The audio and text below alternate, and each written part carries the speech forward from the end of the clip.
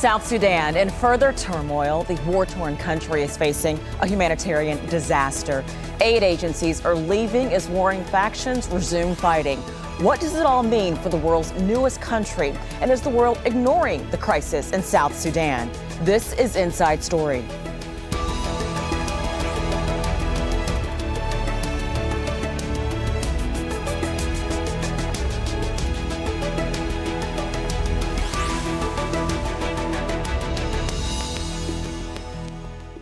Hello and welcome to the program. I'm Richelle, Carey. South Sudan was overcome with pride and excitement when it gained its independence in 2011.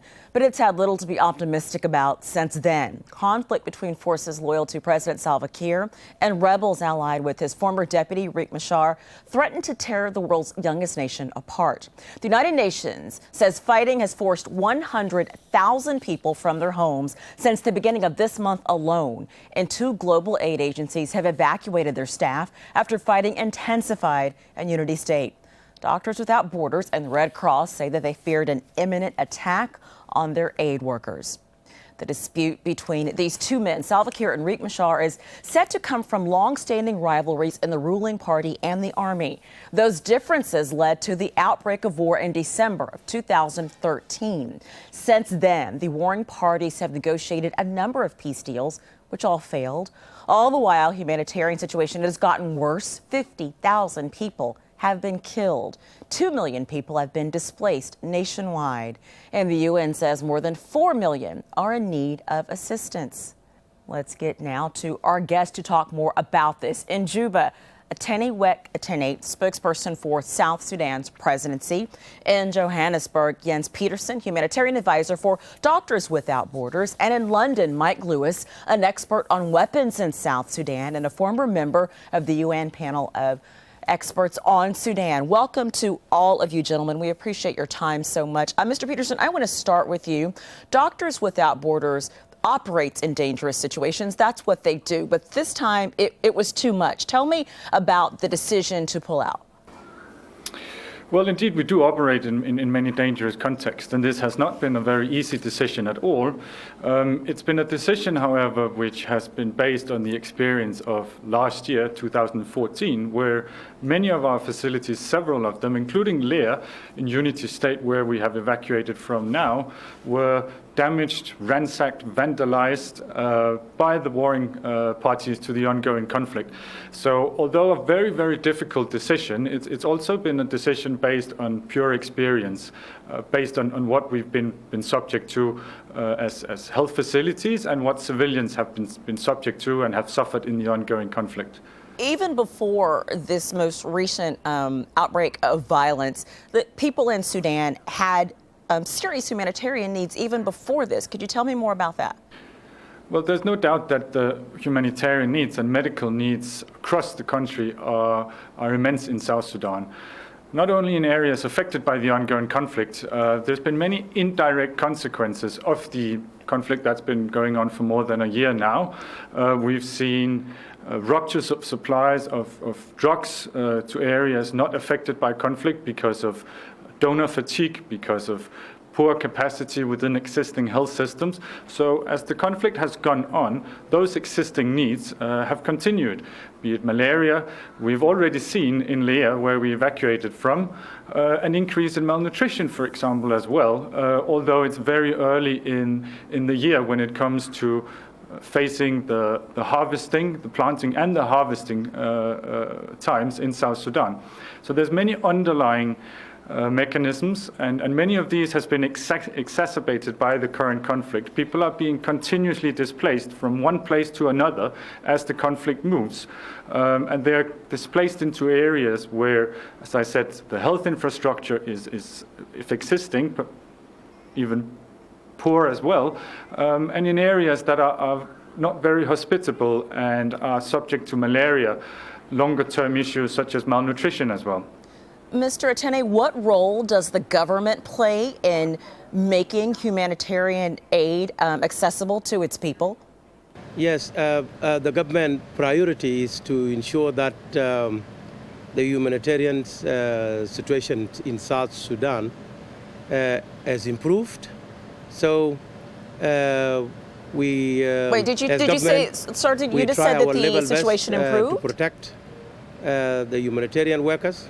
The security situation has improved significantly because the government now is almost controlling, almost 90% of the areas in South Sudan. So all those areas that are controlled by the government have improved security situations.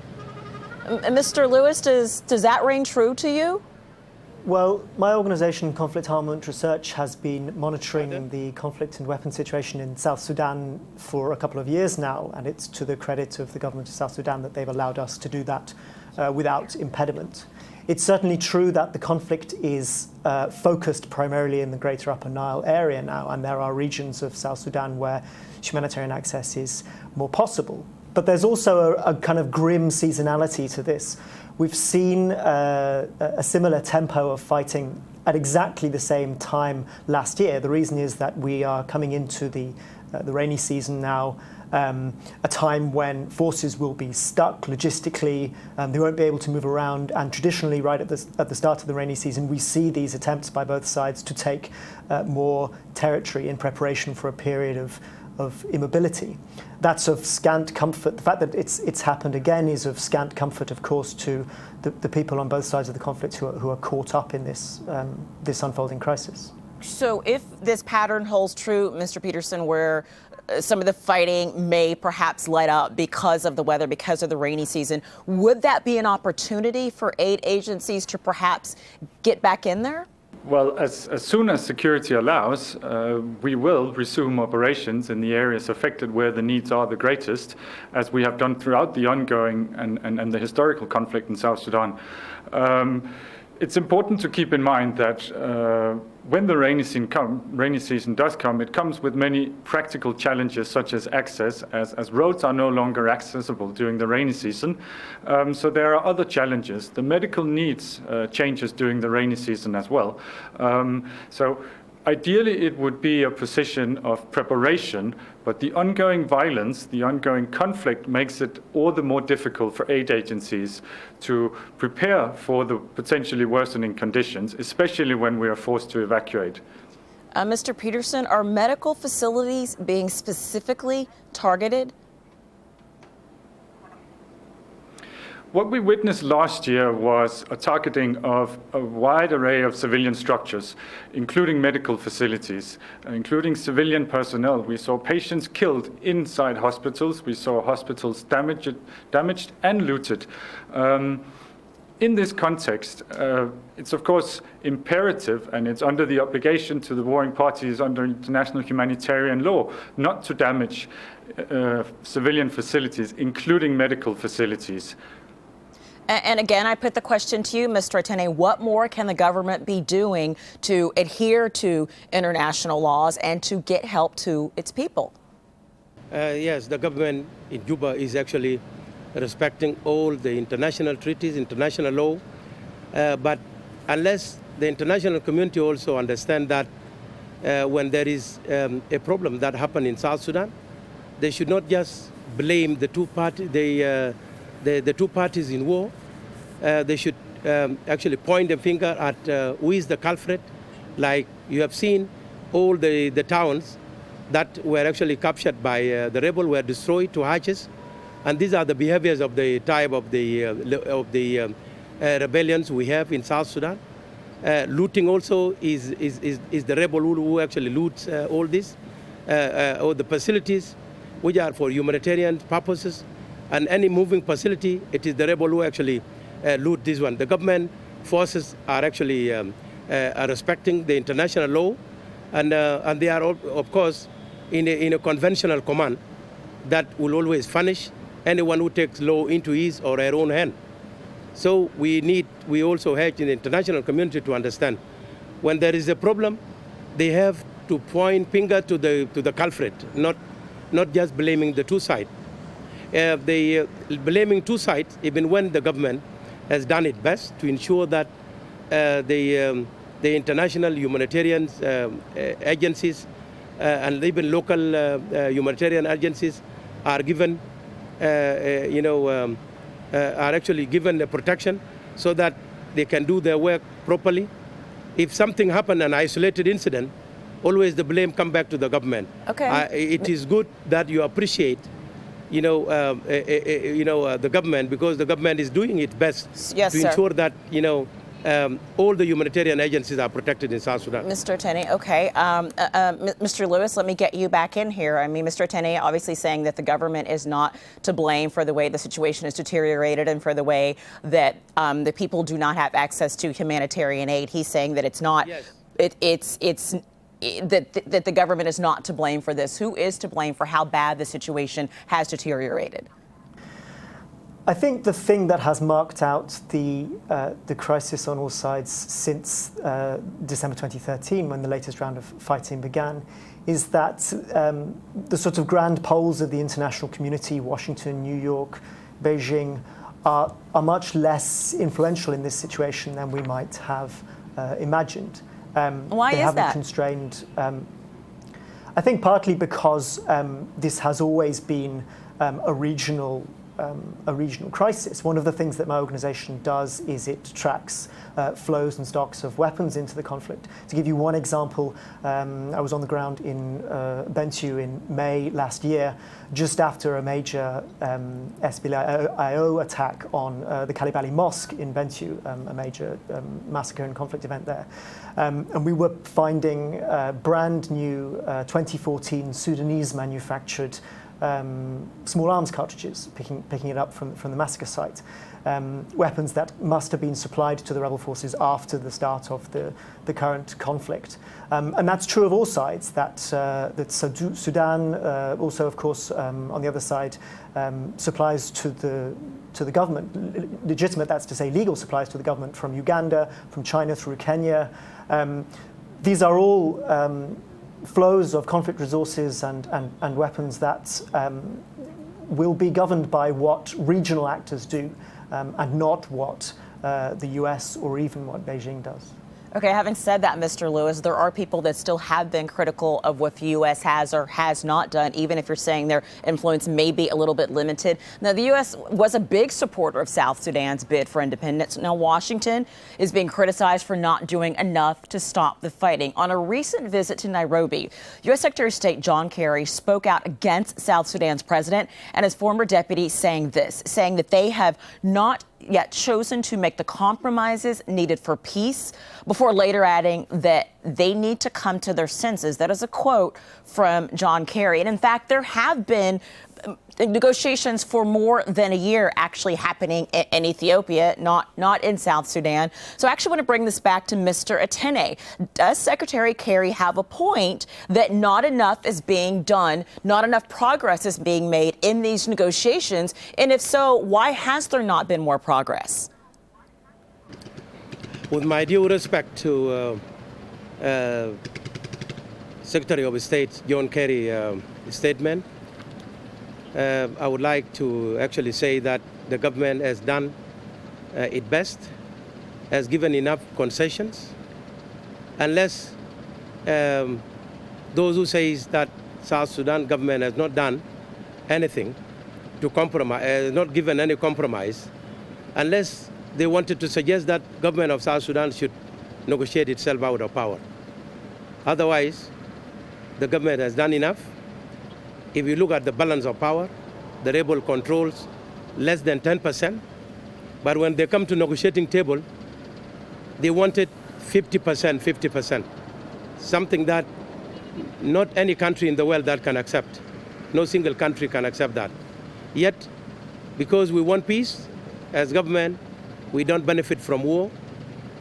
We want peace to come back to South Sudan. That's why President Salva Kiir is traveling to Addis Ababa every time that he's called to come and sit and negotiate with the rebel leader. That shows, the intentions of the government, because its president is actually coming to negotiate with the rebel leader. That is a more concessions that the international community should accept and see into it that the government of South Sudan is very willing to bring peace. So, Mr. But they are not Ateny, putting the same pressure to on rebels, I understand so that the your rebels point. understand. I understand your point. Your point being that as a government, you say that if you are negotiating with rebels, that shows a good faith effort on your part. Mr. Lewis, as far as you can tell, is there a good faith effort to actually reach peace in South Sudan? Well, that's a question for the South Sudanese and governments in the region. Our focus is on essentially how the conflict unfolds and where support, either licit or illicit, to both sides are coming. And what is transparently clear to us is that, of course, both sides continue to have military resources. There are cross-border weapons flows coming into the conflict during 2014. So I think it's very clear that the tempo of the conflict and cross-border weapons flows that might fuel that conflict haven't really been significantly limited by the ongoing negotiations. And that's testimony, again, as I said, to the fact that this is a crisis that is not going to be solved in Washington or in Beijing or in New York. It's going to be solved in Juba, in Addis, in Kampala, in Nairobi, and in Khartoum. Mr. Pedersen, the longer this crisis carries on, the longer this conflict carries on, how much more dire does the situation get on the ground for the people of South Sudan? Well, there's no question as to who bears the brunt and the consequences of the processes and the fighting we're seeing now. That's the civilians and the people of South Sudan. You mentioned the stacking numbers of people displaced, affected by the conflict throughout the past year. Now, the longer that continues, there's absolutely no doubt in our mind that we will continue to see more patients affected with preventable and treatable diseases such as malaria. We are already worried about increasing numbers of malnutrition. We will have to see a much improved response from international humanitarian organizations. They'll have to adapt to what is increasingly becoming an emergency situation. How it will unfold in details is very difficult to speculate about. The hospital we've had to evacuate within this week already in this year have conducted more than 25,000 consultations. Now, that's 25,000 consultations and patients that, in the absence of healthcare, potentially would not have received any treatment. So the situation will remain very dire. We do hope that security will allow us to return as soon as possible to this specific location. And we certainly hope that in the coming month, as the season will change in South Sudan, that international organizations, they live up to the commitments that has been given to the South Sudanese population, and making sure that basic medical, basic humanitarian services are being provided. Mr. Lewis, I know that what you primarily focus on, you follow the weapons, you follow the money. Let's follow the money. What role does China play in this?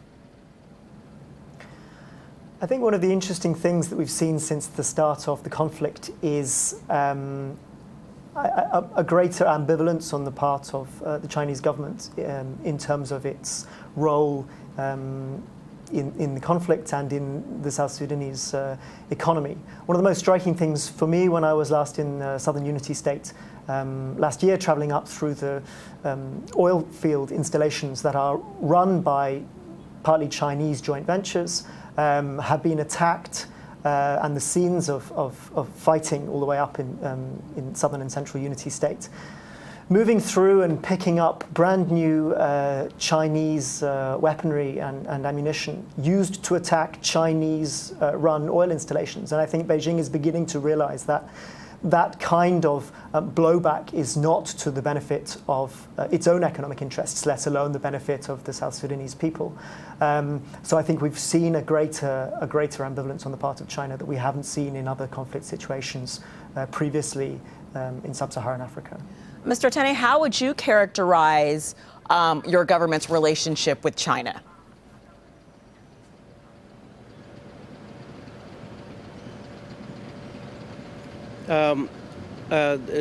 South Sudanese relationship with China is cordial relations, is very good.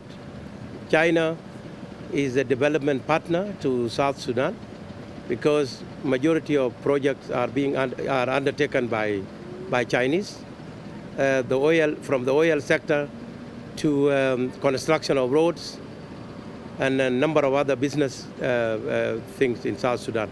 So China is a key partner to South Sudan developmental projects. Mr. Lewis, you touched on this a moment ago, but I want to broaden it out a little bit. How is the situation in South Sudan complicated by neighboring countries having some sort of involvement? Yeah. Well, we talked a few moments ago about, for example, brand new Sudanese manufactured, that's say in North Sudan, Sudanese manufactured weapons that are coming into the conflict. That's a pattern that my organization has seen over a number of years, even before South Sudanese independence. We've been researching in South Sudan since 2009. One thing that tells you that there continues to be cross-border support from Sudan of some kind to rebel forces in South Sudan. It tells you that much longer running regional dynamics continue to be a factor in this conflict. Something that South Sudan has faced since independence has been the emergence of rebel groups, sometimes splitting off from the SPLA, from the National Army, and finding supporters in neighboring countries. That's been a long-standing pattern, and that pattern hasn't gone away in the current conflict. So if that pattern continues, if there continue to be cross-border military support, cross-border weapons flows, cross-border political support, then that all points to the fact that the resolution to the conflict has to come from those regional actors as well. Okay. Mr. Pedersen, what would you say, you've seen pain and suffering up close, what would you say to get people to understand that these conflicts, when we talk about these numbers, that they aren't just numbers, that these are people that we're talking about? How would you get people to really grasp that, to understand this? Well, it is a challenge that we are facing, and it's a very concerning issue. What we are seeing is increasing donor fatigue as well. As you said in the beginning, a lot of efforts and support had been provided prior to independence of South Sudan. And now, with the ongoing conflict, a lot of donors are feeling frustrated and fatigued. However, we've seen donors stop funding now for drugs to clinics and facilities throughout the country. So it's important that because of the frustration and the political difficulties that are contributing to the conflict, we don't forget and we continue the support to the people of the South Sudan, because throughout the ongoing conflict and the conflicts in the history of South Sudan, those have been the people that have suffered the most. It is very, very large numbers, but all the more reason for us to remain very, very active and to remain, I would say, very proactive as well in the context of South Sudan, because it is context where we're seeing, as I said, cyclical displacement of people ongoing. We are seeing rainy season making operations for humanitarian agencies very, very challenging. So we can't afford just to look at it as numbers. We have to be, and international organizations have to remain very proactive on the issue. Absolutely. Well said, and thank you for the work that you do with Doctors Without Borders. Actually, gentlemen, thank you, all of you. Ateny, Jens Pedersen, and Mike Lewis, thank you so much for the conversation. We will continue to follow the situation in South Sudan. Thank you all for joining us. And thank you for joining us on this edition of Inside Story. We'd love to hear your thoughts. You can get in touch with us. If you go to our program page, you can find that at aljazeera.com. You can also post your comments at facebook.com/Inside Story. There's always Twitter as well. So tweet us at AJ Inside Story. From me, Richelle, Carey, the entire team here, thank you for your time. Bye for now.